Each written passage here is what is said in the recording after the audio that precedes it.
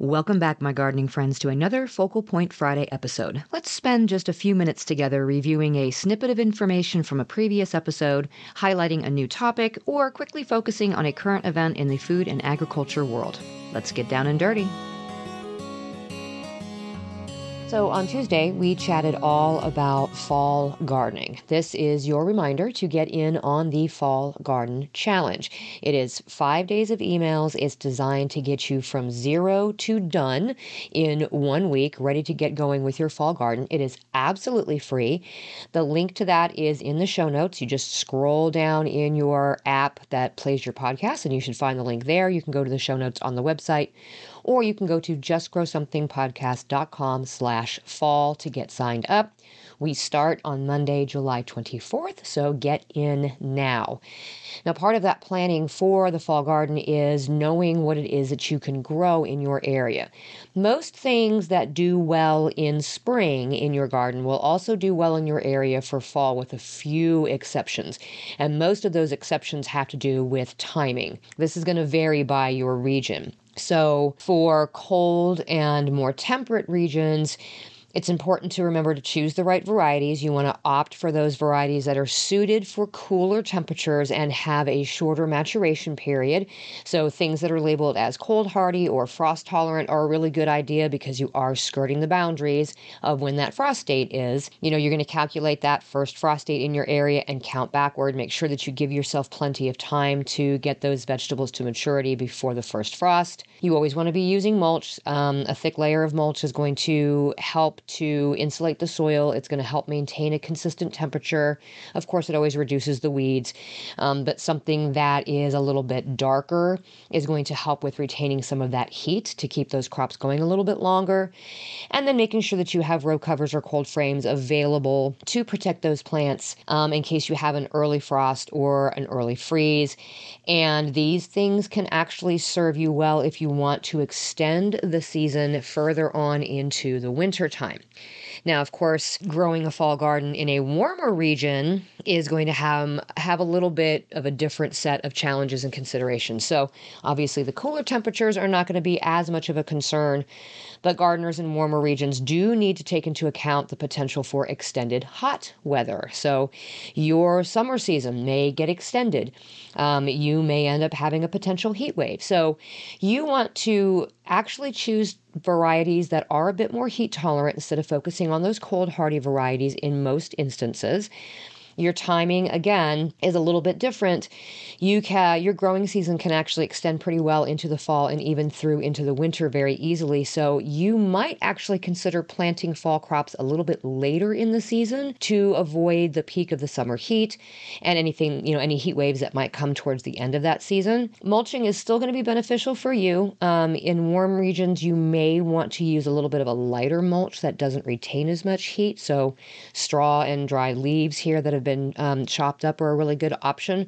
They'll conserve the soil moisture, but they shouldn't increase the soil temperature too excessively. And then you actually want to choose vegetables that thrive in that warmer weather, but also have a shorter maturation period, because you want them to be able to work with those late summer, early fall temperatures that are generally still very, very warm, but you also want them to mature before the daylight hours really begin to dwindle, which is going to slow their growth dramatically. And again, you have a much easier ability to be able to extend your growing season into the winter. So winter gardening is actually very possible in a lot of your areas. If you do have times when it does start to get cold, keeping row covers or some sort of covering on hand to help protect those plants during those cooler nights will also extend your growing season a little bit. It is still important for you to choose the right vegetables. You want ones that are well suited for overwintering if that's what you're wanting to do. So depending on what your region is, things like, kale and collard greens and spinach and a lot of the root vegetables, and even certain varieties of broccoli and cauliflower may be able to be overwintered very easily in the warmer regions.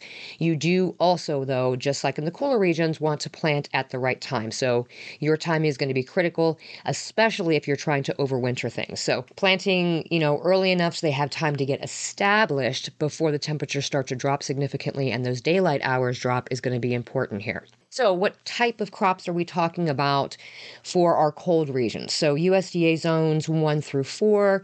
Things that are going to do well for you are kale and spinach, probably are my top two. Very cold hardy, can very easily be overwintered even if you have a lot of frost and freeze protection. Even in the coldest zones, heavy layers of mulch, heavy covers oftentimes are going to be able to be enough to at least protect them from dying on you. And if you get them to maturity, you'll be able to harvest off of them into the winter, and then often sometimes they'll start to regrow again in the spring. Your other options are things like carrots, turnips, and beets. But again, you want to choose the varieties that are fast maturing so that you are sure to get the harvest before the ground really freezes solid, and then you can't get them out of the ground. For our more temperate regions, this is USDA zones 5 through 8. This is where I fall in. We are in zone 6A.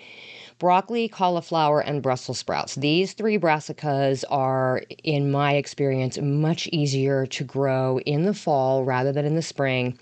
They tend to taste better. They have less pest pressure.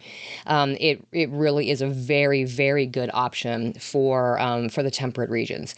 Lettuces, lots of different varieties of lettuces will do really, really well. You do want to choose varieties that are suitable for cooler weather. Not all varieties are going to do as well in the fall as they do in the spring. In my experience, things that are in the iceberg lettuce category don't tend to do as well in the fall as they do in the spring. I don't know if I just not chosen the right varieties, but they tend toward doing a much better job of sort of forming those heads in the spring.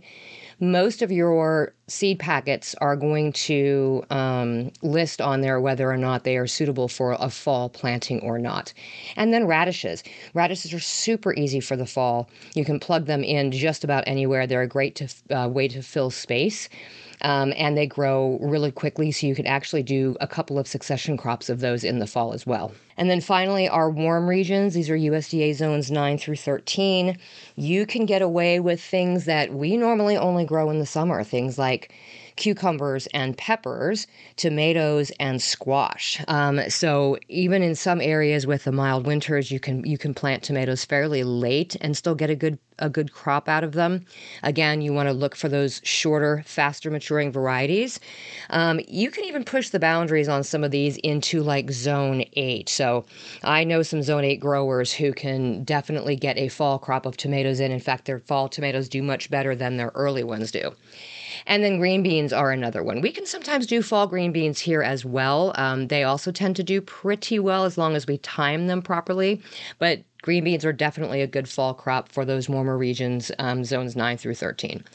With all of these things, just remember that, seasonal gardening is going to be influenced by your mesoclimate and your microclimate. So your altitude, whether you live near a body of water or if you're near a mountainous area, all of those other sort of local factors that are very specific to your area. So it's always best to kind of just take these considerations and then go to your local gardening resources, whether it's your Master Gardeners or your University Extension Service, gardening clubs, Facebook groups that are specific for your area, and get sort of general recommendations from people who are gardening where you are gardening.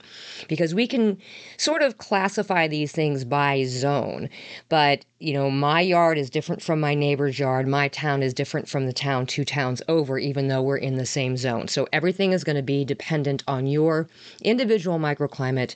And so it's always best to get recommendations from people who are gardening where you are.